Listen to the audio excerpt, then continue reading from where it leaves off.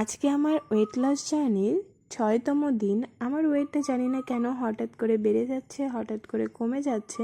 হয়তো খাওয়ার এদিক ওদিক হওয়ার জন্য, আমি ঠিক বুঝতে পারছি না কেন এরকমটা হচ্ছে। তো সকালবেলা উঠে জল খেয়ে ওয়েট মেপে যেই লিস্টে আমি সমস্ত কিছু লিখে রাখি, তো সেখানেই লিখে আমি যখনই ভয়েস ওভার দিতে থাকি এই পাখি, চারিদিকে যত পশু পাখি আছে সমস্ত কিছু ডাকা শুরু করে। তোমরা একটু ম্যানেজ করে নিও। তারপর লেবু জলটা খেয়ে আজকে খেয়েছিলাম গোলা রুটি কলা দিয়ে। এখানে কোনো রকম সুগার ইউজ করিনি আমি। প্রচণ্ড হেলদি এবং টেস্টি খেতে, তো সেটাই খেয়ে নিলাম। তারপর আজকে দুপুরের লাঞ্চ করেছিলাম ডাল, পটল ভাজা এবং আলু ভাজা দিয়ে। তারপর বিকেলের দিকে খেয়েছিলাম আম। বিকেল হলেই না কিছু খেতে ইচ্ছা করে, জানি না কেন।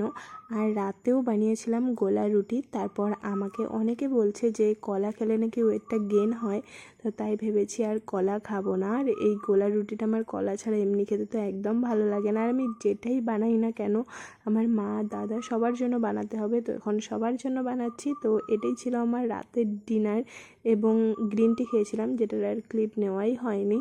তো এই ছিল ভিডিওটা ভালো লাগলে একটা লাইক করে চ্যানেলটিকে সাবস্ক্রাইব করে আমার পাশে থেকো।